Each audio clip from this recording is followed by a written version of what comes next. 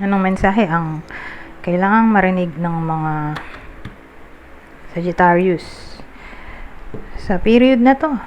Pwedeng nangyayari na itong magiging reading o mangyayari pa lang. Kung hindi man para sa inyo itong magiging reading, edi baka para sa someone na malapit sa inyo o kakilala nyo mismo. Baka may lumabas na gender mamaya, gawin nyo na lang energy, masculine at feminine energy. Pwede rin naman na wag nyo nang pansinin ang gender. Hindi ko masasabi kung anong magiging reading, kung positive ba o negative. Depende sa kung anong mapipick up kong energy. Walang masama kung papanoorin ang sun, moon at rising sign kasi baka man sa mga yan ay mag-resonate na sa sitwasyon nyo. Sa sitwasyon na to, dalawa yung tao. So, pag ganyan, energy na lang sila lahat. Okay? Aray ko. Nahulog yung salamin ko. Eyeglasses. Since wala tayong bida dito, mamaya may clarifier cards naman tayo. So, baka may lumabas doon. Pero sa ngayon, ang meron tayo ay Page of Wands, Nine of Pentacles, Queen of Pentacles at Six of Pentacles. So, tingnan natin ano ba itong Page of Wands.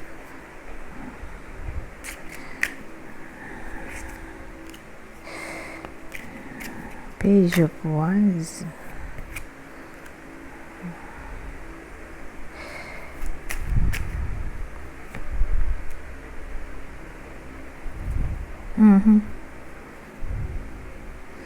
Page of Wands. Clarify ng Queen of Swords, King of Cups. So, dalawa ulit yung tao. So, pag ganyan, wala tayong bida. Wala pa rin. Queen of Swords, King of Cups, Death card, Page of Wands,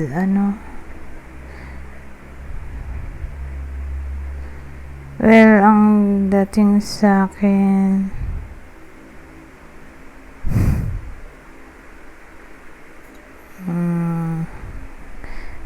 may someone,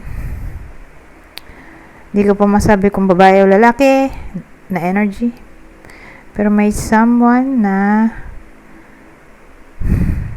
ine-enjoy ang kanyang freedom, ayaw niya ng drama,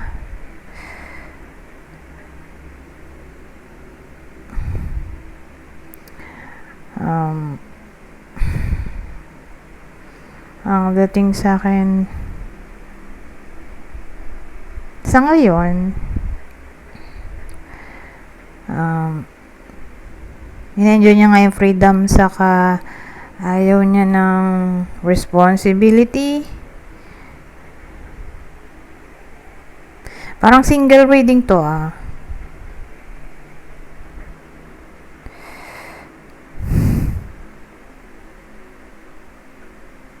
Pero ang maganda dito, naging wise na yung bida natin. O na-open up siya sa topic ng relationship in a way na hindi to biro. Kaya ayun. Sa ngayon, gusto niya ng freedom. Ayaw niya pa ng commitment.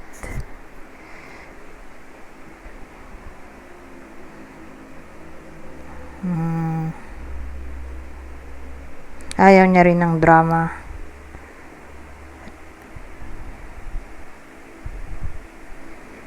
Gusto lang niya ng peace of mind.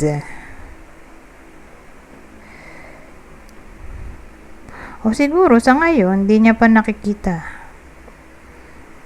yung someone na ready siyang i-give up ang kanyang freedom hindi niya pa nakikita sa ngayon yung someone na karapat-dapat sa kanya.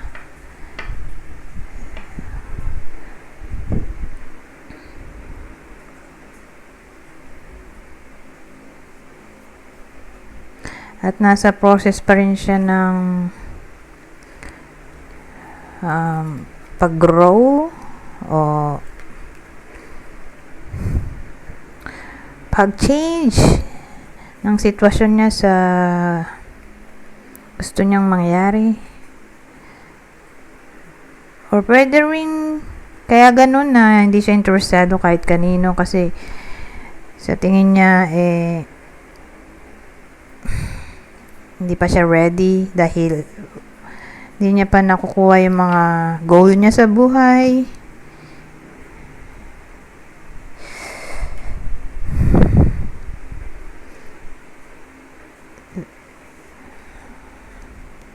So, dito may 9 of Pentacles, oh. Queen of Pentacles.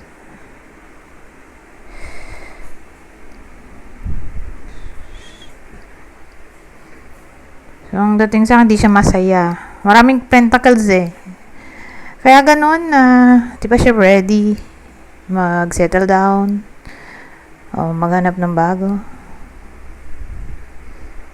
jowa. Dahil tingin niya hindi pa kaya ng kanyang salary na bumuo ng pamilya. Kaya ayan, nandyan yung 9 of Pentacles na pinofocus niya yung sarili niya sa pag-earn ng money para maging self-reliant.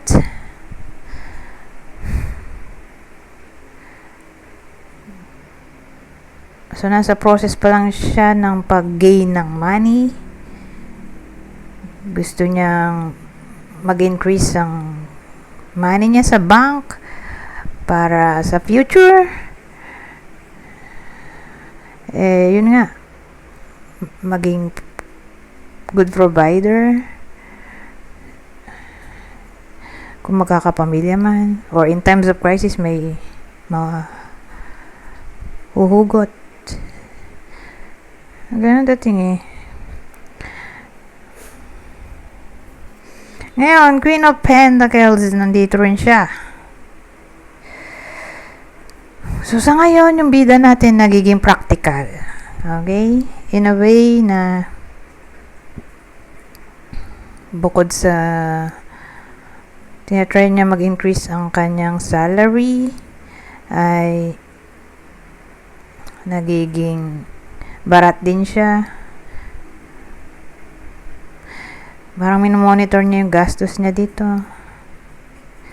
sa Queen of Pentacles, or somewhat nagiging siya dito, business minded.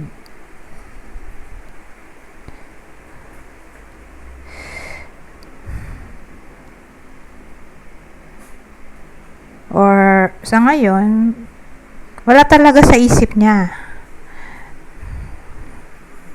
magka-relasyon kasi to, Queen of Pentacles, more like pinapalagan niya ang kanyang safe zone, security, stability. Siya ang dating mahalaga lang sarili niya, luho niya. Sa ngayon, yun lang ang importante.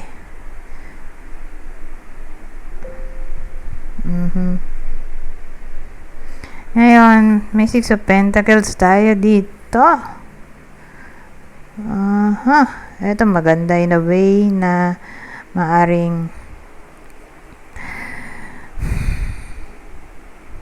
may good news na paparating or new employment. Depende sa bida natin kung anong gusto niyang mangyari, pero mukhang may good news na paparating, whether sa pera, employment, or sabihin natin May blessing na paparating, yung opportunity, increase salary, promotion,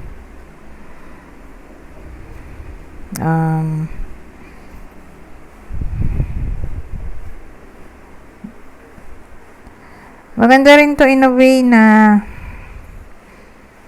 baka maka-receive siya ng donation or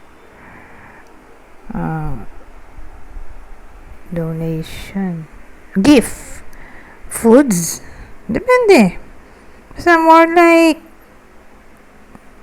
may darating sa buhay niya na ikatutuwa niya. Or pwede ring recognition to. O may someone na magbibigay ng attention sa kanya. Depende. Pero malaki ang chance ng abundance o prosperity dito sa Six of Pentacles.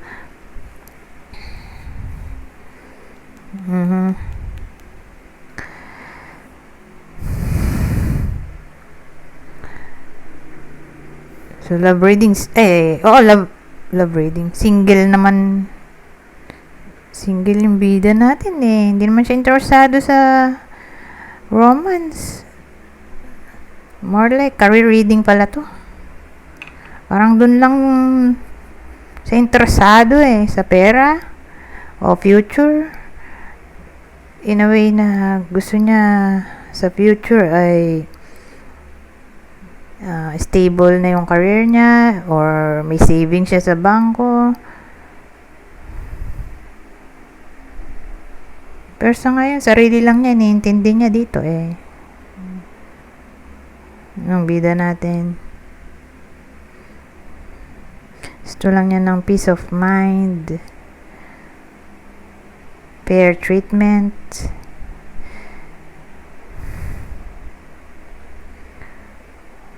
Increase salary.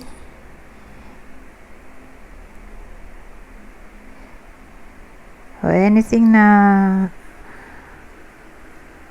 gusto niyang makuha. So again, sarili lang niya, iniintindi niya dito or nagiging somewhat ambitious siya. So again, single reading to ha. So sa madaling salita, yung single natin, single pa rin.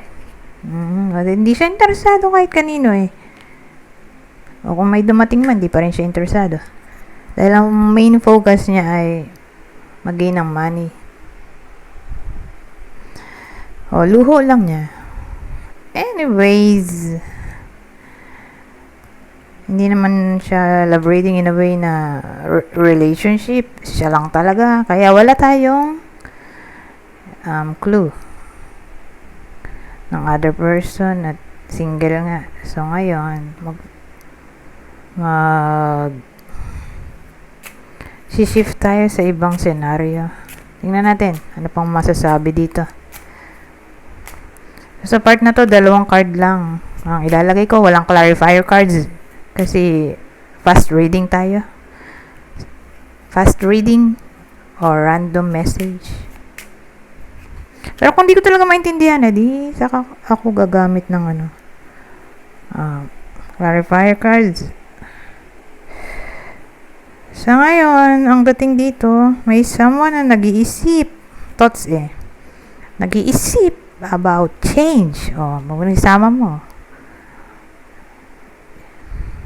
Transformation.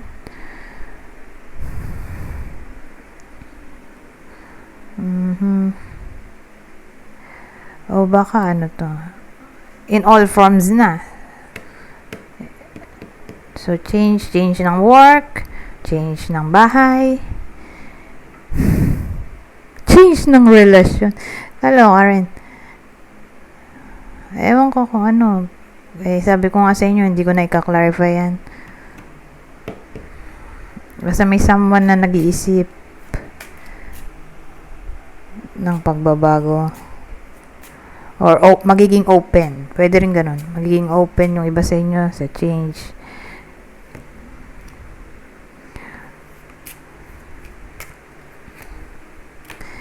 Oh, ito maganda. Within 2 months nga ba to? Within 2 months o 3 months?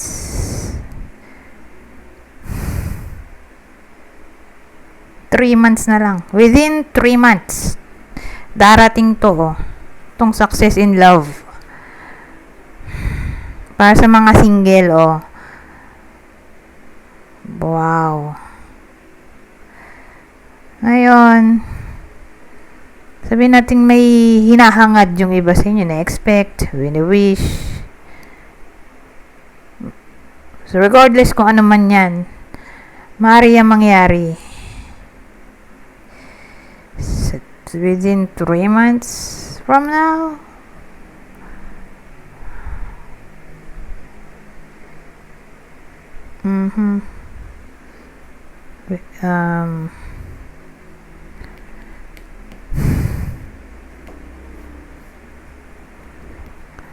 ano pa?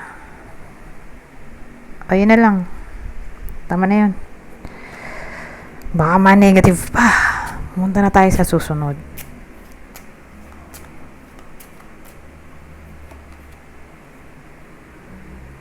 Ay, a long way.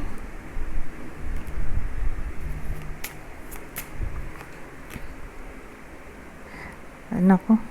A long way. That's gloomy thoughts, oh.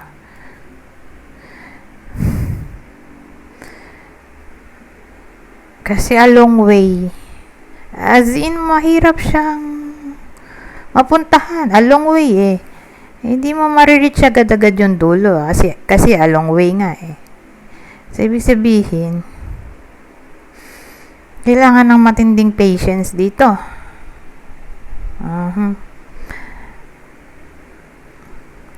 May gloomy thoughts kasi tayo, eh. So, pag sinabi mong gloomy thoughts, may kinalaman siya sa problem.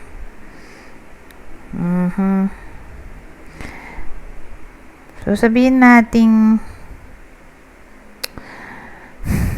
may mga problema na hindi agad-agad mareresolba sa period na to.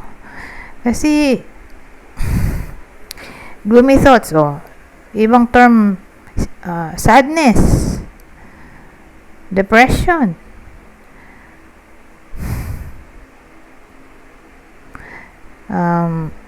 lahat na, worry, suffering, chaos, confusion,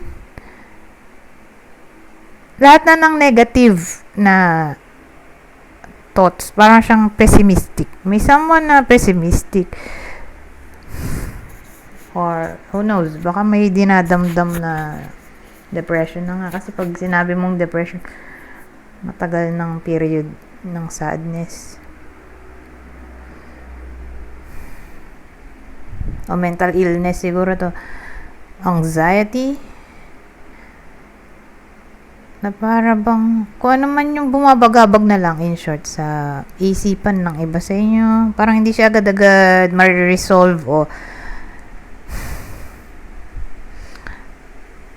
sabihin natin may magiging sad sa iba sa inyo sa period na to. Or kung sad na talaga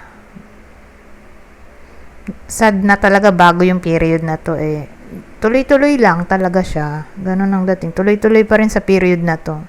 Kasi nga long way, eh. Ibig sabihin matagal na panahon na madidepress siguro yung iba sa inyo. Or ma-upset for some reason. Kaya lang din na nga natin to ka-clarify.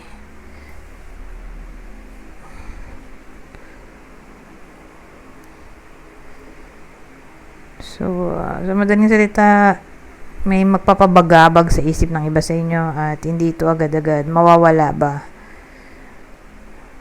sa period na to. Parang bang di sila makapag-focus sa ginagawa nila. Lagi silang nadidistract dahil sa pwedeng bumagabag sa isipan nila o problemang pwede nilang kaharapin. Excuse me.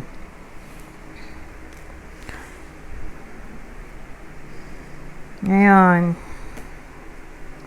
lipat tayo sa susunod. Ano pang masasabi dito?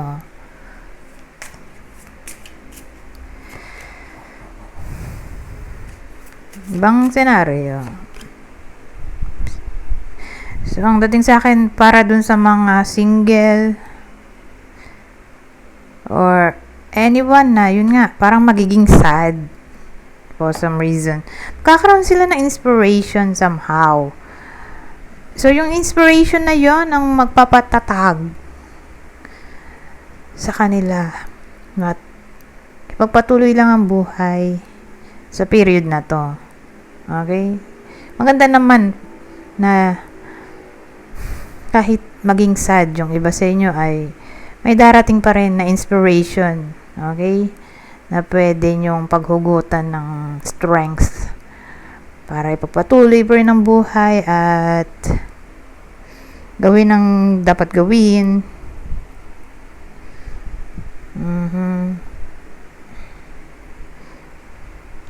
So, pwedeng new lover to, new crush, or ewan ko kung anong inspiration to. Basta ang mahalaga ay na-partneran siya ng strength card in a way na magiging matatag kayo. Magiging matapang. Kasi nga dahil dun sa inspiration. Okay? Kasi pwede rin namang inspiration ay pet, anak. Depende. Depende sa kung anong may isipan ng iba sa inyong inspiration, ha? Basta mahalaga may inspiration dito. Ito, creation. Ang dating magiging productive ang iba sa inyo sa period na to. Or magiging creative. Parang yung buong panahon, oras, action ay mapupunta dito sa creation. So again, magiging somewhat creative, productive ang iba sa inyo sa period na to, or siguro magiging somewhat workaholic.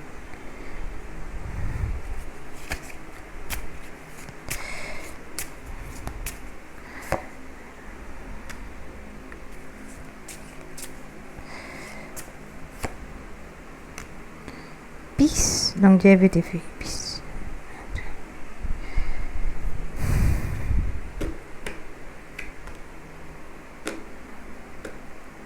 So, ang dating sa akin,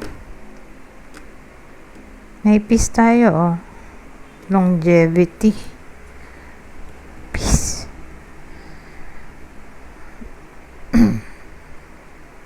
So, paano ano to?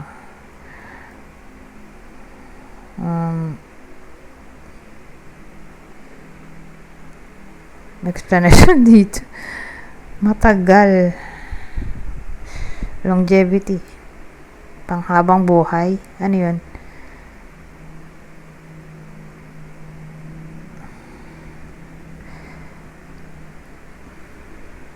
So, sabihin nating wala namang problema yung iba sa inyo. Kasi may case na ganun, di ba?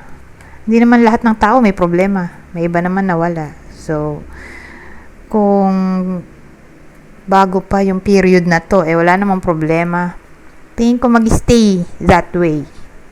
Okay? Wala pa rin problema sa period na to. Para dun sa mga iba sa inyo na wala namang problema, hindi naman namang problema. Okay naman ang buhay. So, kung ganun ang sitwasyon, bago ang period na to, di ganun pa rin. Hanggang sa buong period na to. Wala pa rin problema. Hopefully. Okay? Yan dating dito. Ayun.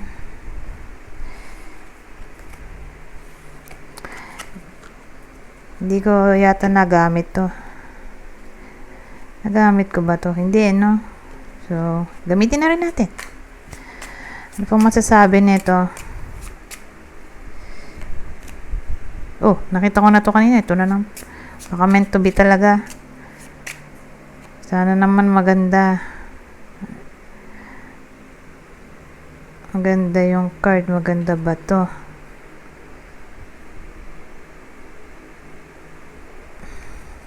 Mhm.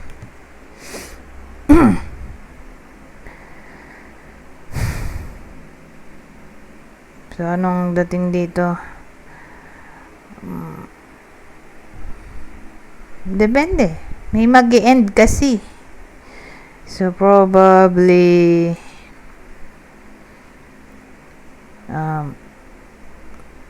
pagiging immature. Mag-e-end ang pagiging immature. Kasi nandito tong Lily. So, pag Lily kasi, yun yung card ng wise, pagiging wise. So, who knows? Baka mag-mature na yung immature. Okay?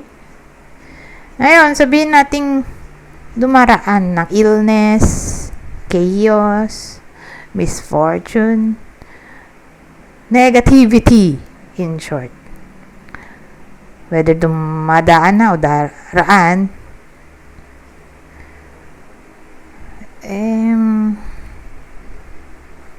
peace din kasi to eh. May peace tayo dun. Saan ba yung may peace? May peace din tayo. Wala na. Saan ba yung may peace? Diba ito, peace. Peace din to. Na para bang kahit mang problema, darating din yung period na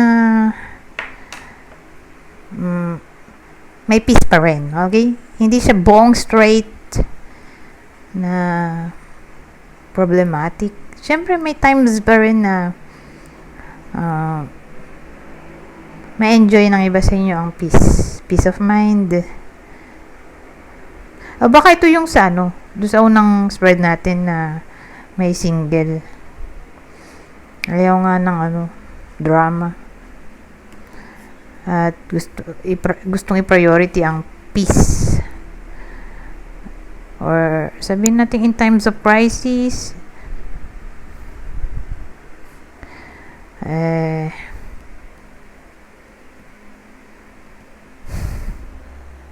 may tutulong sa kanila. Or yung kaninang depression natin, anxiety,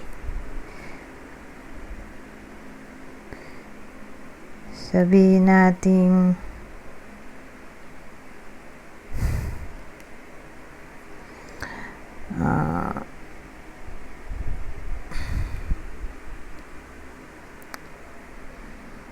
kakalma din yung utak nila. May magpapakalma ng utak nila. Hindi ko alam kung ano. Pero calmness kasi yung meaning nito eh. O peace. O sabihin natin may makakaaway ang iba sa inyo. Yun yung negativity dito. Di magiging harmony na to. Peace. Kakabati pa.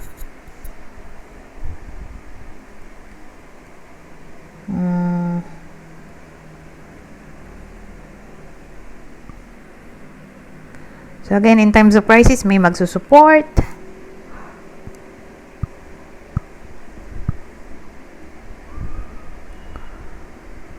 Kung sabihin natin nag-procrastinate, naging sad, babalik ulit ang energy dito. Babalik ulit ang passion.